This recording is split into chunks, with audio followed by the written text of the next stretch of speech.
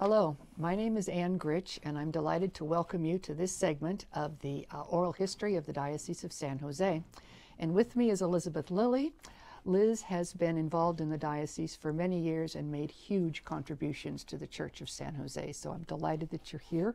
Welcome. Thank you, Ann. So can you start out? You were born and raised in the Archdiocese of San Francisco? I was born in Oregon. Oh, you were born in Oregon. All right. But I grew up in Berkeley, and that was the Archdiocese of San Francisco. And I think I was in high school or college when Oakland became its own diocese. 1962, that's right. And that was, I think, wasn't that one of the first break-off, I think? At I any rate, don't I'm not sure, remember. yeah. But we had a bishop named Begin. Yes, Bishop that's Begin, right. from the beginning of the Diocese of Oakland. Yeah. So you went to school in East Bay then? I did. I went to St. Mary Magdalene Elementary School with Dominican sisters and priests. And we called it St. Joseph's High School. It was Presentation High School, Presentation Sisters in Berkeley. Okay. And then the University of California. in and Berkeley. Absolutely. Good for you. Parish involvement when you were growing up, yes or no? You know, I was the young adult on the first parish council at St. Mary Magdalene Parish. And they made a big deal about that. Right. Then I left to go get married and worship at the Newman Center at the University of California. Right. Okay. So the beginnings of lay involvement, I was there. Now, what brought you to Santa Clara County? Well, my husband's work brought us here after a journey that took us through 4 or 5 other states. We came to Santa Clara County in '74. Okay. So you were very much here when the announcement was made on January 27th, 1981. I was, and I was already very active in St. William Parish at that time. What was your feeling about San Jose becoming a diocese? Well, I thought it was very exciting. I'd had that little experience in Oakland a few years before, and it just seems closer to home when it's not a long distance to travel to the cathedral, for example. I knew then, in the spring of '81, that Bishop Dumaine would be celebrating the sacrament of confirmation at St. William's. I was already coordinating special liturgies, and before he became the bishop, he was assigned as the San Francisco Auxiliary to a nearby confirmation, nearby parish. I went to check him out. And did you like what you saw? I liked what I saw, and then I was ready to welcome him a month later, maybe, to St. William's. Now, who was pastor when you first got started at St. William? When I first got started, Paul Duggan was pastor, and when it was announced that we would become a diocese, he decided that he would be returning to San Francisco. Because this was the first time that the fathers could decide which... We had some meetings to articulate what the needs of our parish were, and Father Alexander Larkin became our first pastor. It was his first pastorate, and he was the pastor then. So tell us about your work there with Father Al. Al, as I said, I was already coordinating special liturgies, and so when Father Al arrived, I had an interview with him, told him what I was doing. And you had not known him before?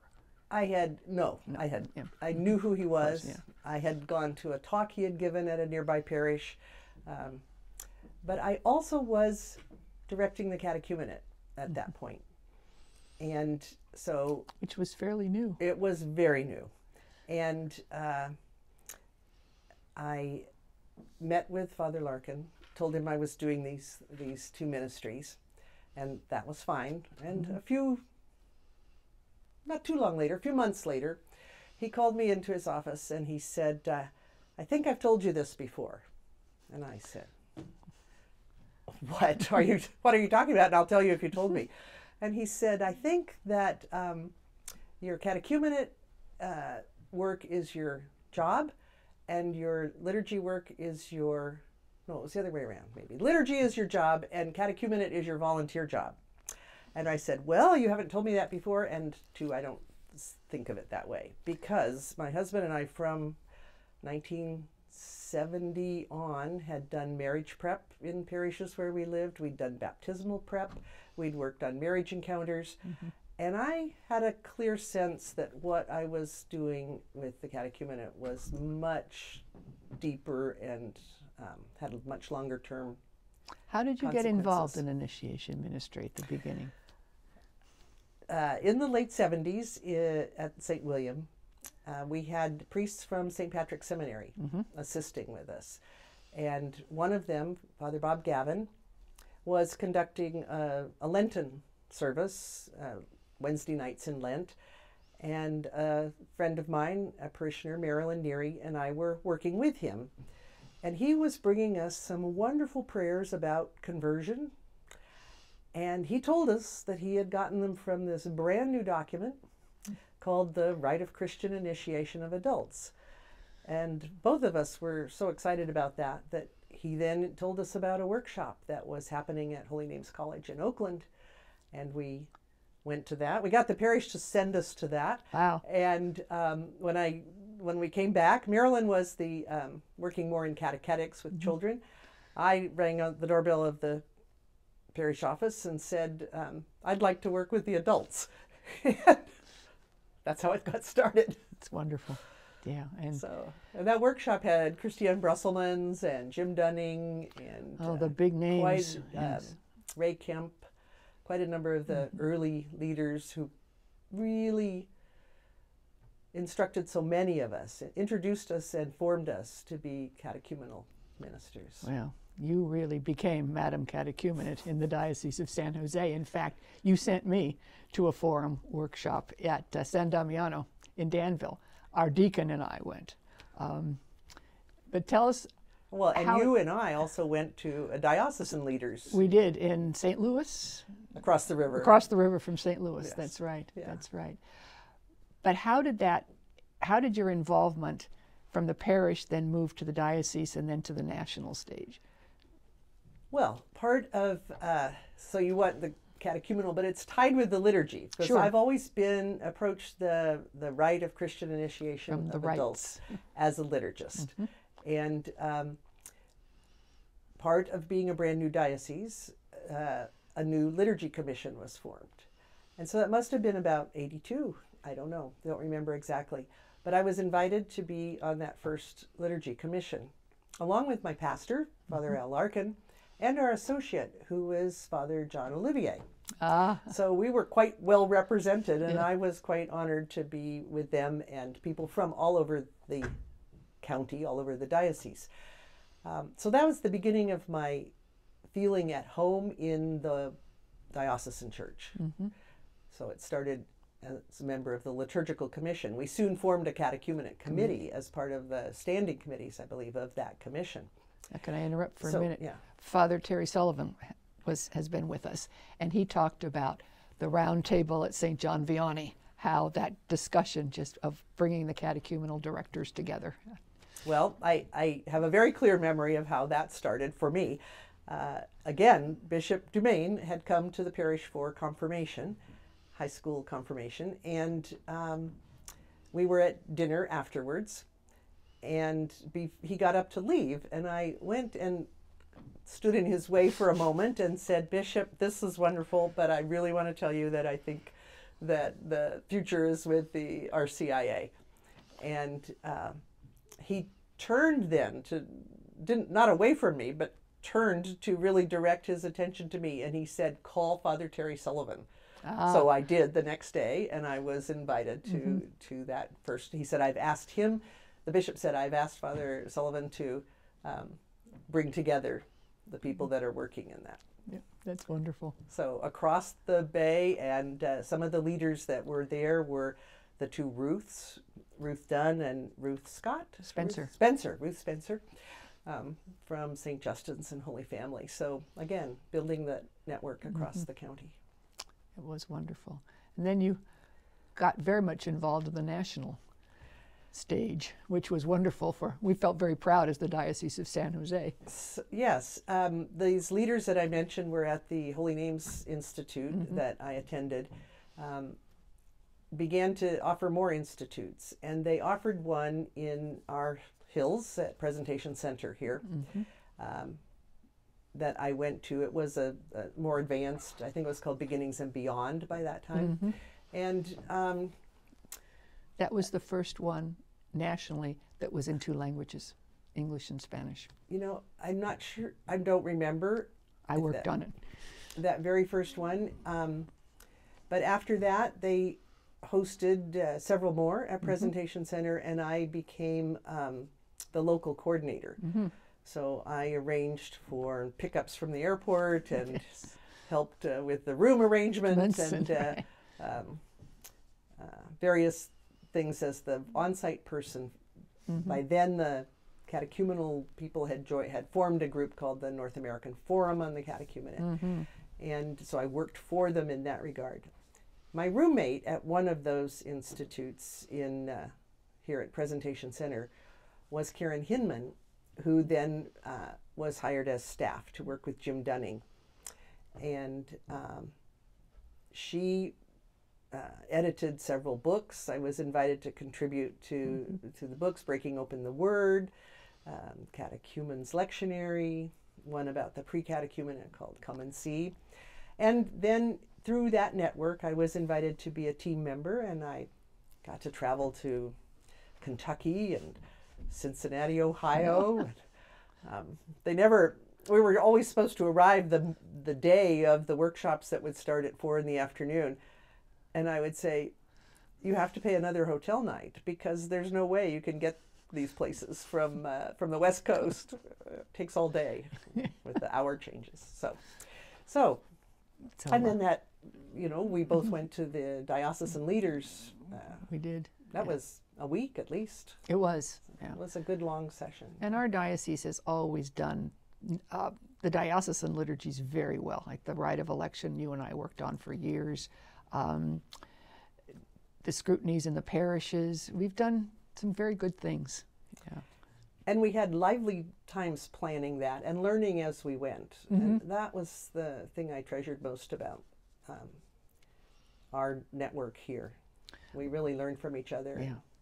A lot of the people with whom I've been able to visit have talked about the fact of the energy and the excitement of a new diocese and the involvement of the lay people, the support of the clergy for lay staffs and all that. All of this just kind of coalesced into wonderful, and it was at a time in the church when wonderful things were going on. So it was just this lovely convergence. You know, Right. Your story is definitely one of those. So from St. William's, then I think you came to St. Thomas Aquinas in Palo Alto, but it was just St. Thomas Aquinas, brand new. It was brand new, that summer of 1987, and wonderful challenge of 5 churches. I remember one, probably then the second year, the first year was probably just get through, meeting so many new people and finding out what the traditions were and what we could do together. But I remember that we had an event for the music ministers, a Mardi Gras party, to show our appreciation for all that they did for the parish. We also had a gathering where I asked each choir director to bring forward 3 songs. We were going to go to one common hymn book for the 5 churches. They didn't have one common hymn book. Go to one common hymn book and asked each music director to bring 3 songs that they would propose the whole parish would learn. Because we had the folk mass, and we had the traditional choir, and we had just the cantor, and we had the no singing mass, and we were all over the board. So that was a very fun night because they really leaned in and started to sing each other's songs, and it was successful. That was very nice. Just for the record, we have to point out that it was in 1987 when the 5 parishes in Palo Alto came together and formed one parish. So the 5 parishes then became the 5 churches. Yes. Just for the historical record. Yes. We're referencing it, and I was realizing people might not know what we're talking about. That's great. So from Palo Alto then to... Well, from Palo Alto, I went to St. Francis Cabrini. And that was a little farther from home, a different demographic, but one church and wonderful people. And I remember that my first day there was All Saints Day. So I showed up in the morning for Mass, and we had a liturgy committee meeting that night. And they already had a liturgy committee, but without too much direction. They had a new pastor at the time, Father Bob Leger. And so that had a sense of new beginnings also. And also was able to form a Catechumenate committee, leadership team there, and enjoyed that, my time there. One of the things that I've always appreciated has been the support of the pastors in freeing up or allowing parish staff people to serve on diocesan committees and to take time away from their parish duties.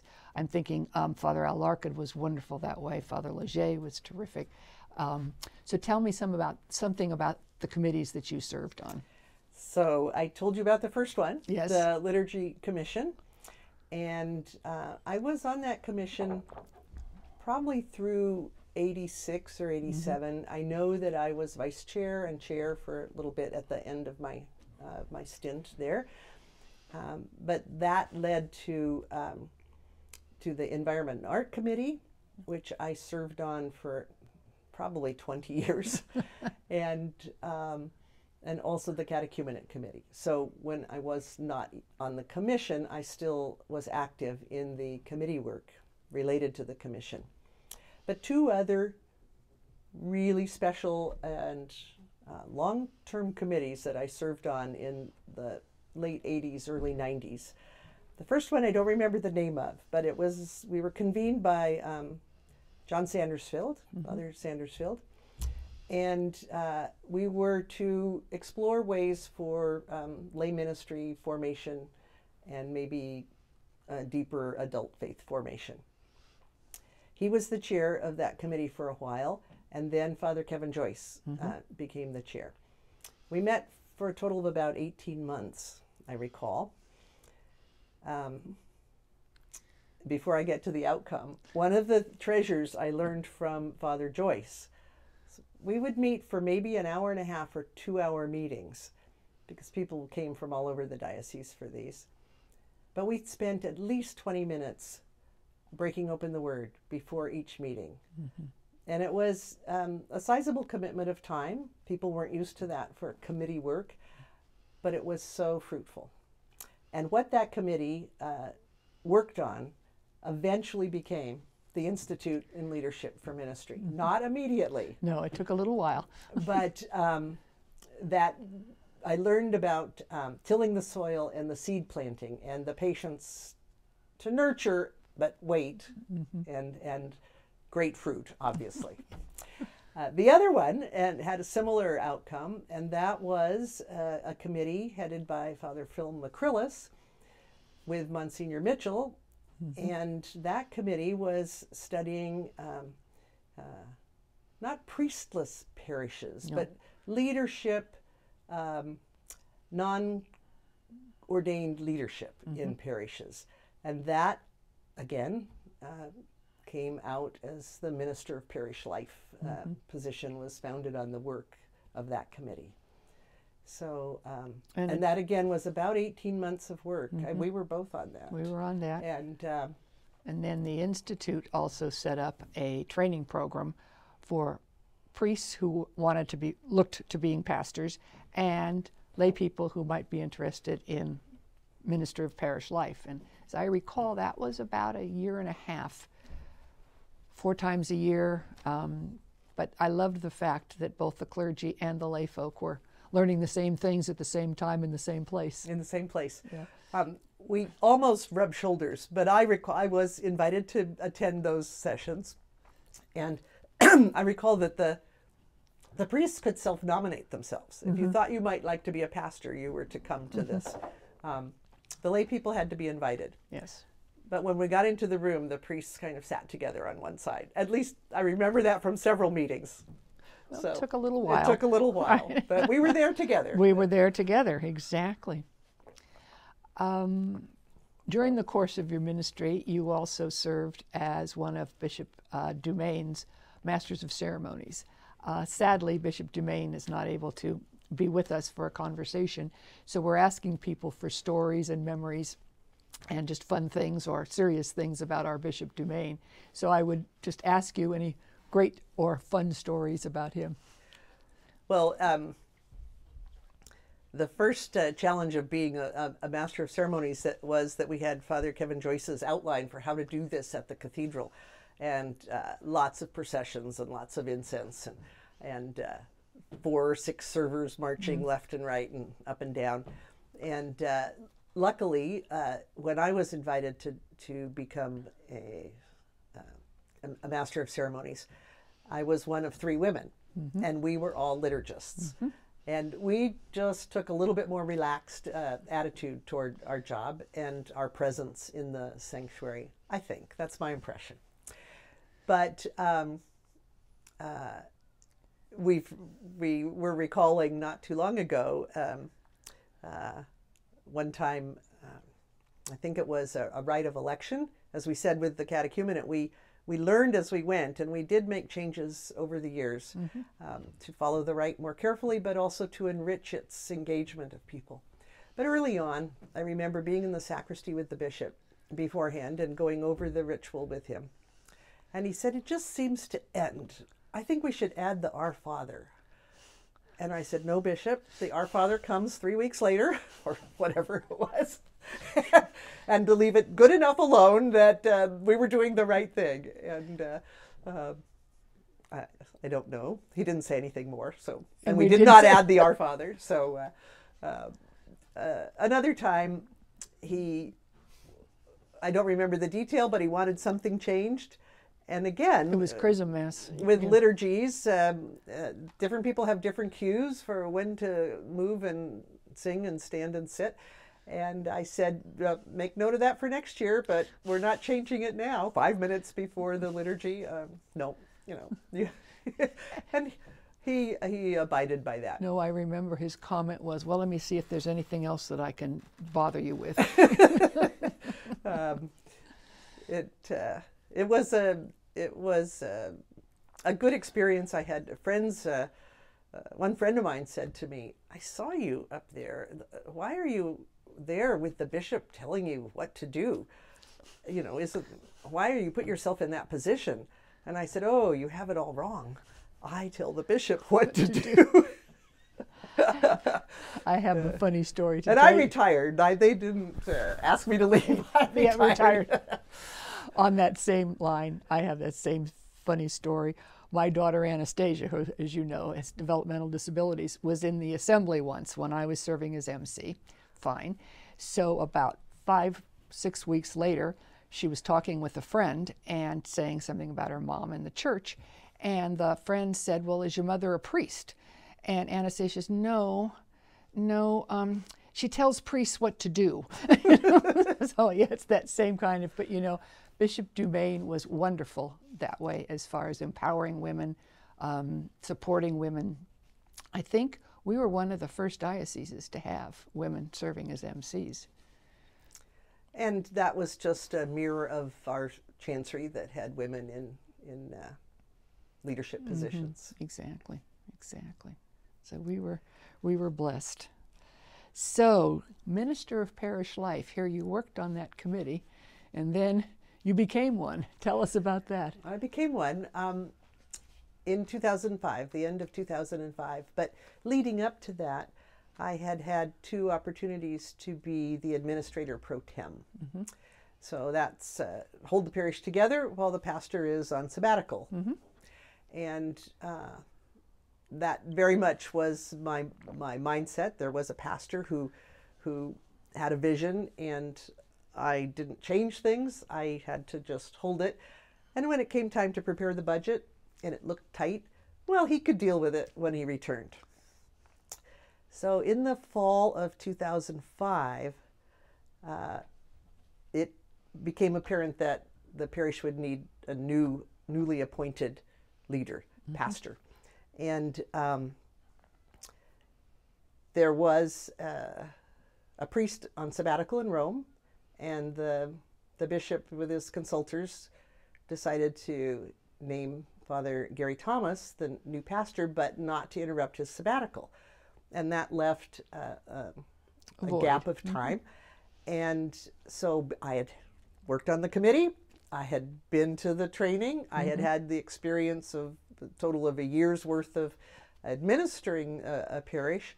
And so I was appointed the minister of parish life. It was wonderful.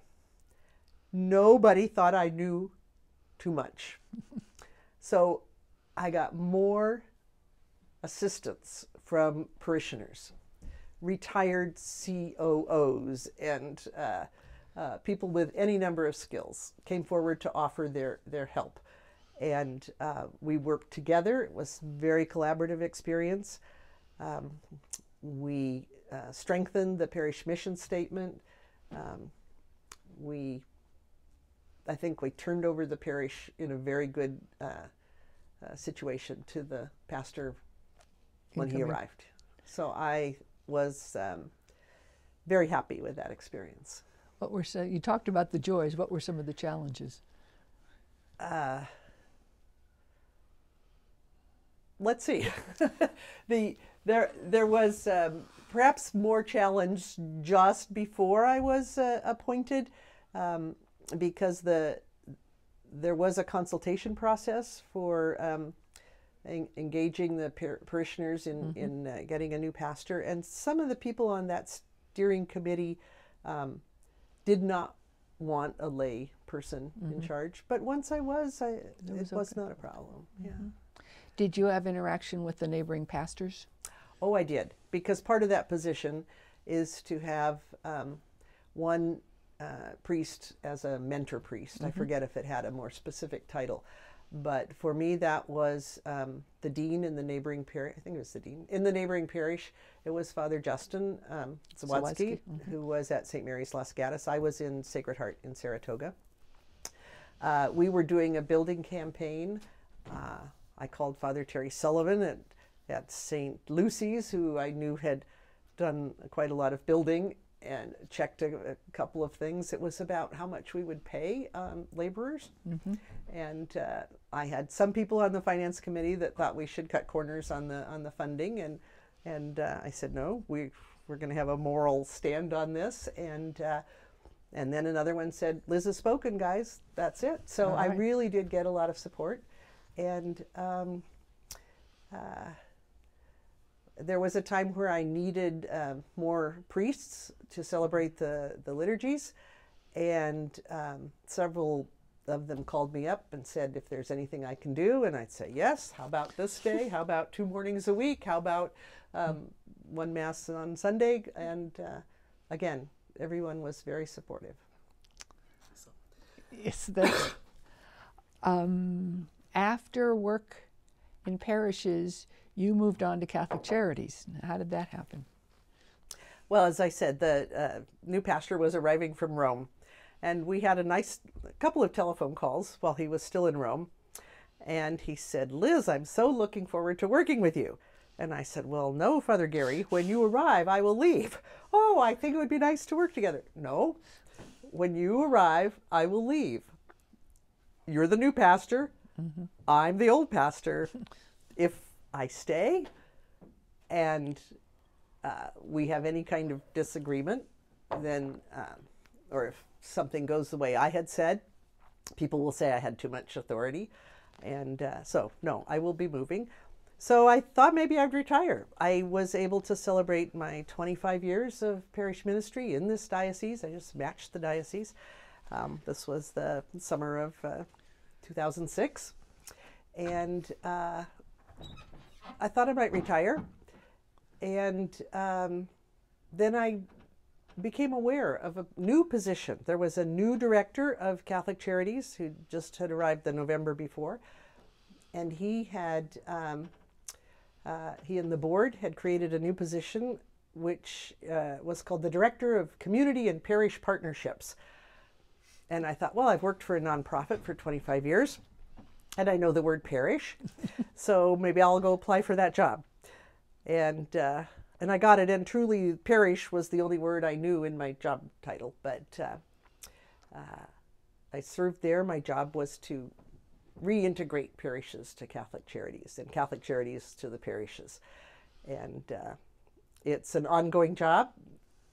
there's another person in that position now, and I'm glad that that continues, because I've come to learn a lot more about the social ministries in our county, in our diocese, those that Catholic Charities works on directly, and now as a retired lay minister, I dabble in the catechumenate and the liturgy, but my true passion now is with parish social ministry. So I want to say there was another event that happened in the diocese, and that was in 2002. The director of the Office of Social Ministry in the diocese, Sister Elizabeth Avalos, had some money to bring a speaker to the diocese named Jack Jezreel, who was the founder of a program called Just Faith. And so in 2002, with parishioners from Sacred Heart Saratoga, St. Mary's Las Gatas, Ascension Parish in Saratoga, we participated in that program. When I went to Catholic Charities, I was able to facilitate another part of Just Faith, then called Just Skills, to help a cluster of parishes, and then a whole version for Our Lady of Guadalupe. So that launched me inch by inch into the social ministries, and that's where my passion is now. And tell us what you're doing to keep that passion fed. What am I doing? We're in I'm still a resident and a parishioner at St. William's, but I don't identify that way anymore, because St. William's and its neighboring parish, St. Nicholas, are in the process of aligning. And so a few years ago, I joined the St. Nicholas Bridges to Community Committee, which organizes drives. And now we have all the same drives at both churches, and quite a number of people to stand at the door after Mass and collect the clothing or the cans or the layettes or whatever the drive is.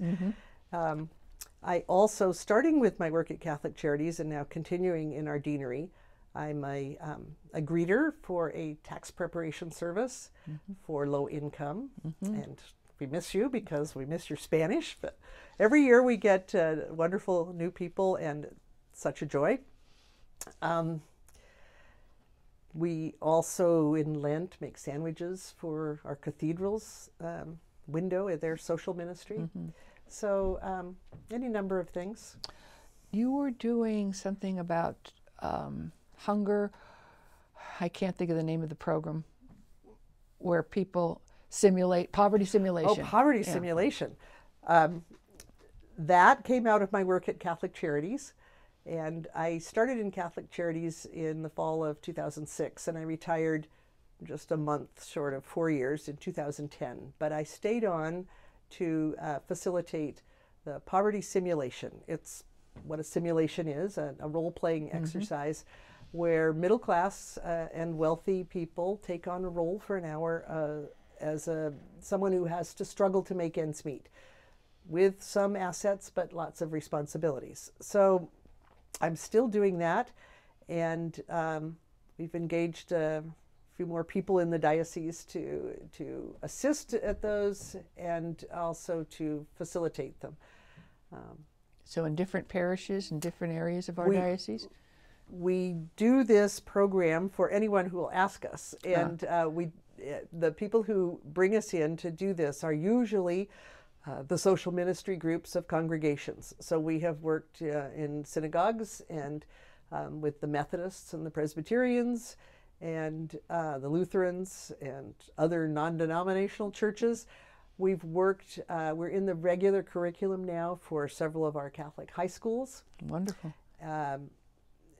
Usually connected with the service learning class, and Midi High School, for example, used to bring us in at the end of a semester, and they realized that the impact that the students could learn in the exercise would impact their ministry throughout the rest of the term. So we go there in September and January now. So we're at the beginning of the semester program, and then civic organizations, Rotaries, and junior leagues and organizations like that.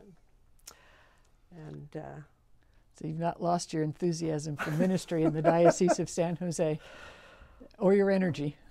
Well, to tell you the truth, sometimes the energy is a little waning. But I'm a raging E, as they say, and so that usually inspires me. Mm-hmm. I'm tired the next day.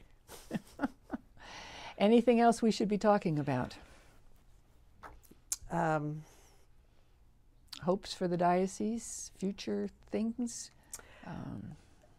It's exciting to see lay leadership still have a prominent role, and I know just as I was kind of phasing out of it, lay leaders were getting more established. The lay ecclesial board or the ministries, organizations like that. Occasionally I join that group for days of prayer and meetings. So I think it's very encouraging. It's not the church I dreamed of back in Berkeley when I was a child, but I am certainly happy that it's the church that I have matured in and grown to serve in my adulthood. So. Thank you. Thank you very much for being with us, for contributing huge contribution to this whole process of getting the history of our diocese down for people to hear about it. So thank you very much, Liz. Thank you. Thank you.